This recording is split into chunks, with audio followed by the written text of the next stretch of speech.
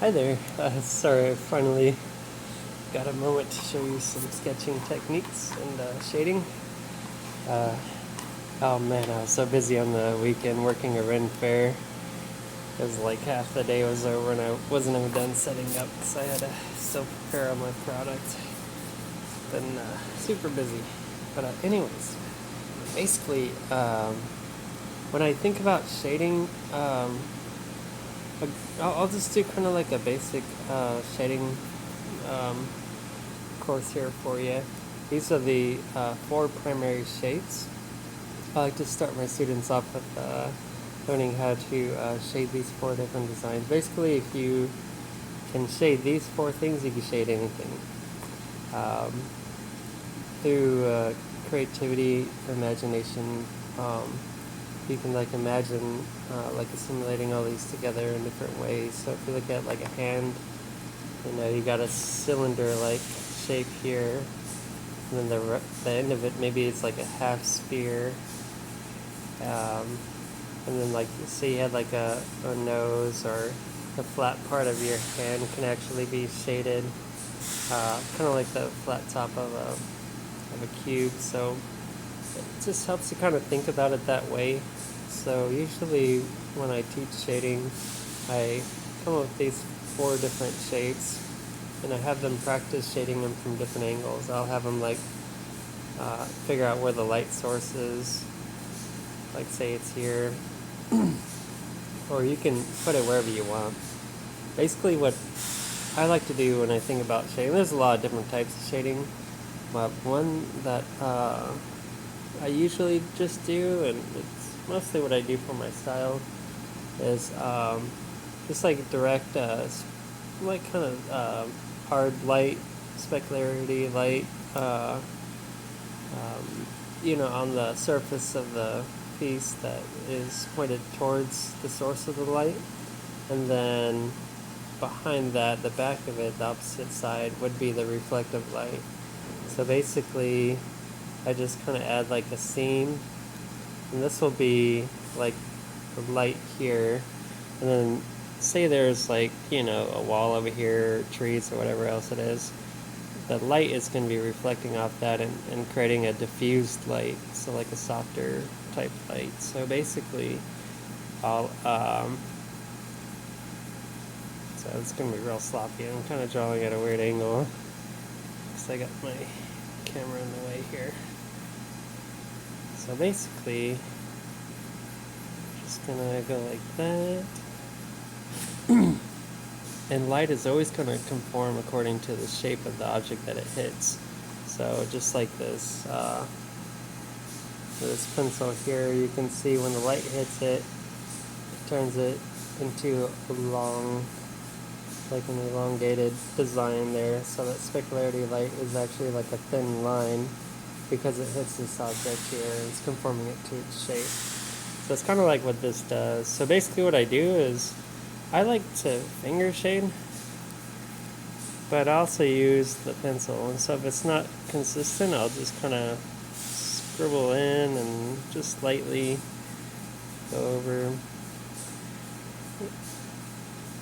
until I get it looking like consistent. I spend a lot of time kind of depending on the paper even kind of filling in the little gaps that the paper could leave. Sometimes that's why I like the mechanical pencil, because I can literally get in there, fill that all in. It's like there's a little light spot there because of the texture of the paper. I can do that, and then I can even use the eraser. I like these guys, they're actually pretty handy. You can just go in there and kind of dab in certain areas to kind of level out that gradient and get it nice and smooth. People notice, if there's an inconsistency, it could be distracting. But it could be a good thing, it depends on what kind of motif you want to go for with your... Sometimes I'll let a little bit of lead build up on the eraser, and actually that's pretty good smearing too. Some people like to use like a rolled up piece of paper. I've done that before. I don't like it as much though, but usually I like to finger shade.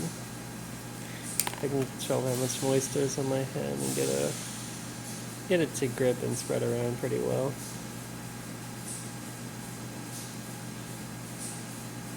So I would say though the main technique that I use when I shade, get rid of all this ever. I'm like super sloppy right now. And then you can make that pop with your eraser there, the highlight.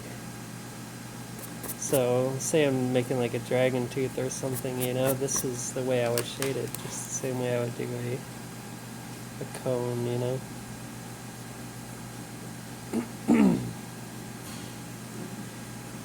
Sorry, I'm at work right now, so I work at a machine shop, so it's a lot of noise. And you can play around with where your cast shadow is going to be and stuff, you know. Because of the reflective light, maybe it'll be extra dark here, and then it'll kind of like fade.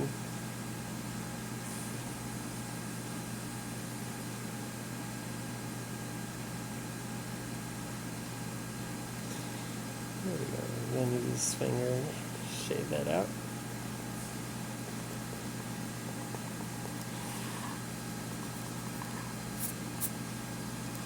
It's terrible, but it's all good. It doesn't really have to be perfect.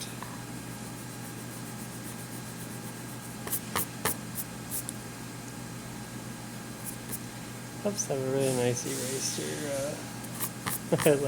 I like to use the eraser. Some people are so good they don't ever mess up, so they don't need the eraser. But anyways, I'm making a huge mess because I'm not able to draw that well with the phone right now. Anyways, you can obviously see this is real light in here and it's not very consistent. So you can just kind of fill that in.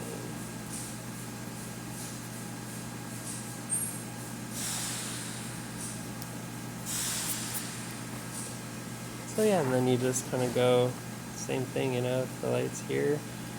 Furthest away part would be the darkest, so. And again, see how I'm drawing that same angle? It's conforming the light according to its shape. So if I started shading like at this angle or something, that wouldn't be very realistic. So.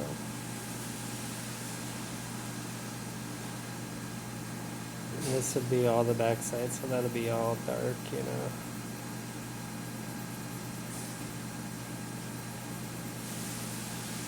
No, just kind of like a more frontward angle. You know, you could picture some light hitting here. So then you do the same thing. This would be the furthest point.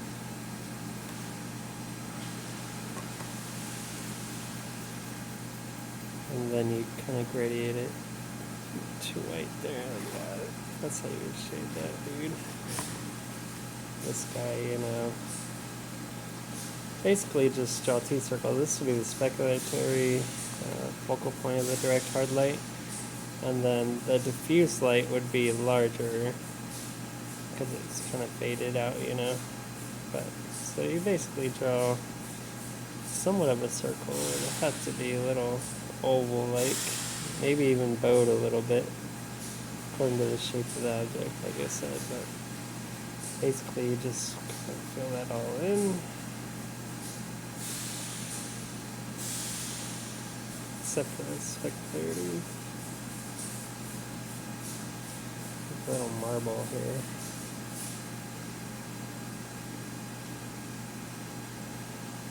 Just kind of doing a scribbling type shading here.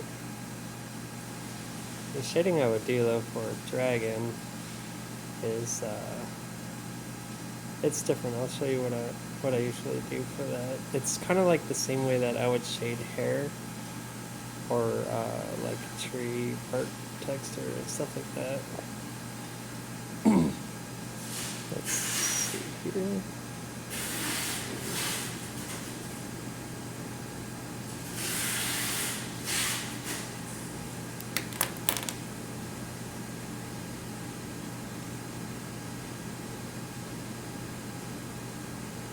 I'm really rushing this, so it looks like junk, sorry.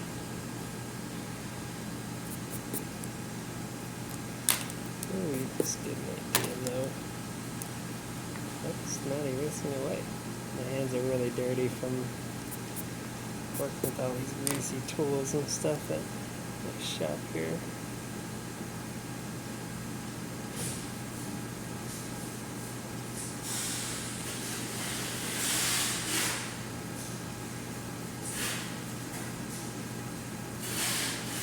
Well, if you can't get that to pure white, then you can just bring up the contrast, making this darker.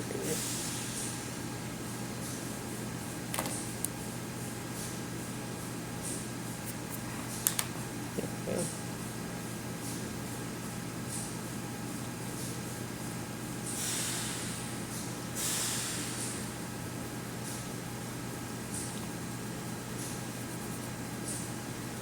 Good shadow.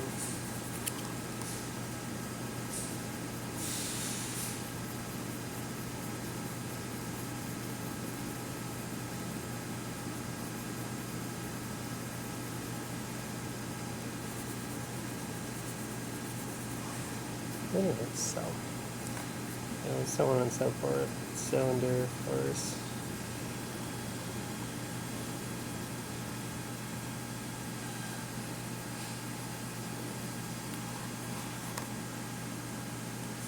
This would be shaded just like the cube top because it's flat.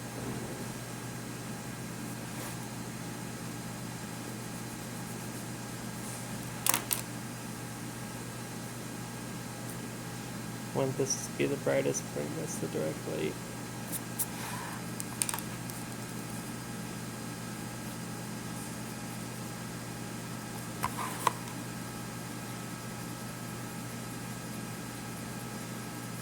Anyway, whatever. So that's the basic idea for those guys. So say like, basically the way I'd shade the dragon, I do a technique called slash strokes. Basically, I pivot with the knuckle of my palm there, just relax, and I slowly pull back and push forward while I do it, because the goal is to, like say here's a line here, the goal is to try to see if you can do these little slash strokes where it fades off to your point. It's very useful. And then try to fill in between them like that. So it's almost like you're making hair, you know? And then just try to get a rhythm going and go faster and faster. I need to sharpen this guy here. So try going that way, try going this way. So slashing up, slashing down. It's a really useful technique.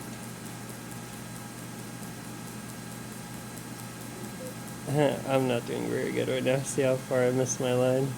If you can start on the line perfectly, and then make the stroke a certain length, you know, and then fill in any gaps that you see. If you can nail it, then you're getting some good coordination, accuracy going on.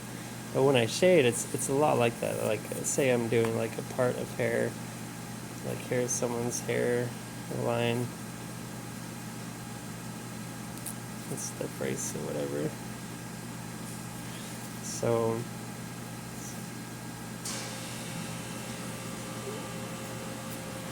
So you do that same thing, you know. So say that's the highlight on top of the head, you know.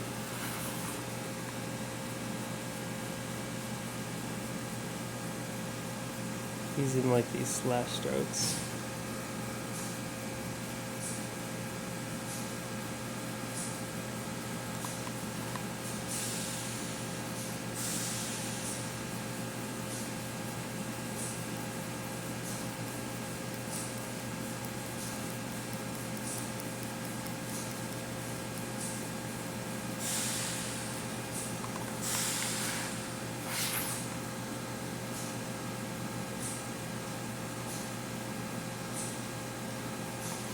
course, you want the pencil pretty sharp when you do this, because those fine little points really help a lot give the desired effect.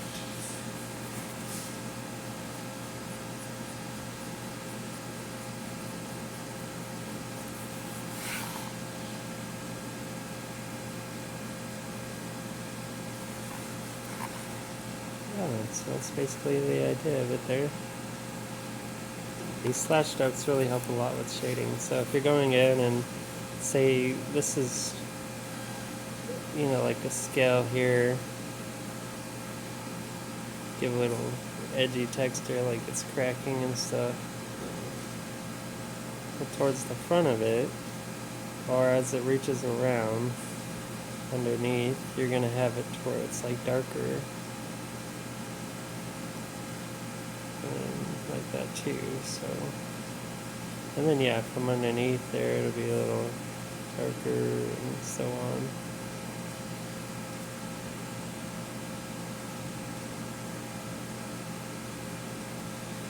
And then you want to leave your highlights, so that's basically what I was thinking. So here's like shadow here, the center part is reflective light, and then you're going to have your direct light. So you can add some hard light shading there, and that's basically the way I get my scales to look like that. I don't know if you can see it that well, but yeah, so let's see.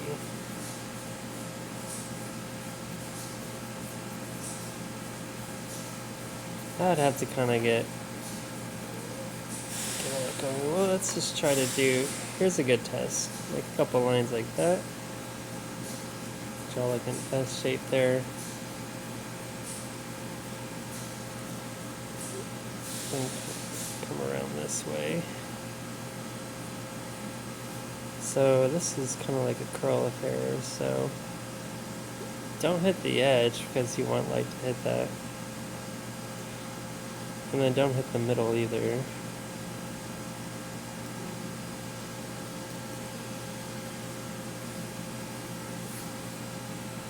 This is like a good kind of hair shading exercise. This is the under part, so you can make that darker.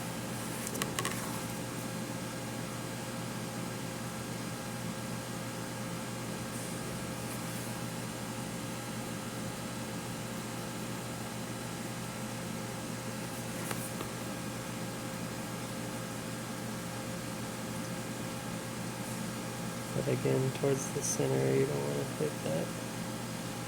That's where light's going to hit. So basically, this is just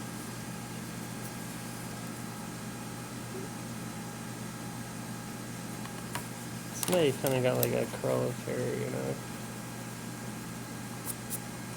Get rid of your little knots here.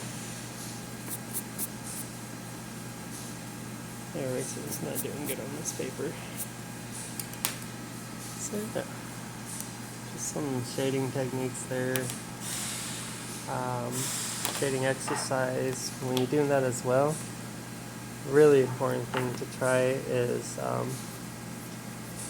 try to go like darker and then lighter. So slightly go lighter and lighter and lighter. And then try to go lighter to darker too, you know, that helps a lot the other way.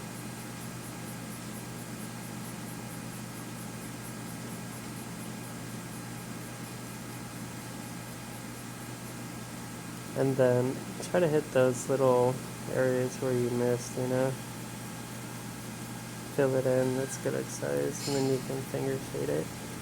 And then you have like little spots that are inconsistent, you can dab them with the eraser. Or you can kind of do a little scrolling to get up in there with the tip of the pencil and level it all out, you know. Of course I do too much. This is basically my shading technique.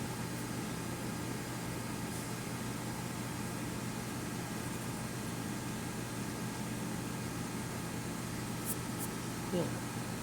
So yeah, just think about these four shapes and whatever you do, think about the light source and the direct speculatory light and then the reflective light. And there's cast shadow within texture on objects, but that's a little more to get into. But yeah, focus on your slash strokes. Good technique too if your slash strokes are great. I'll show you the sketching techniques later. But so say you're trying to make a perfect circle. Well, slash strokes, it's almost like you're using like a piece of clay. You can literally just chop right there and chop. That's why people make sketches like so rough. It's because you're almost using these like little whittling knives, you know. Just chop, chop. You see that little corner doesn't go perfect. So yeah, it gets smaller, but that's alright. The outside is fine. If you draw inside your object, then that's harder to erase. So eventually you have a perfect circle, and then you just get rid of your slash strokes. So another useful thing for slash stroke is a kind of a line-seeking sketching technique. We'll go over all the different sketching techniques for mass and lighting and line and stuff later if you like. But yeah, it's basically the technique I use there. Alrighty. Sorry to have more time. I'll catch you later. Bye.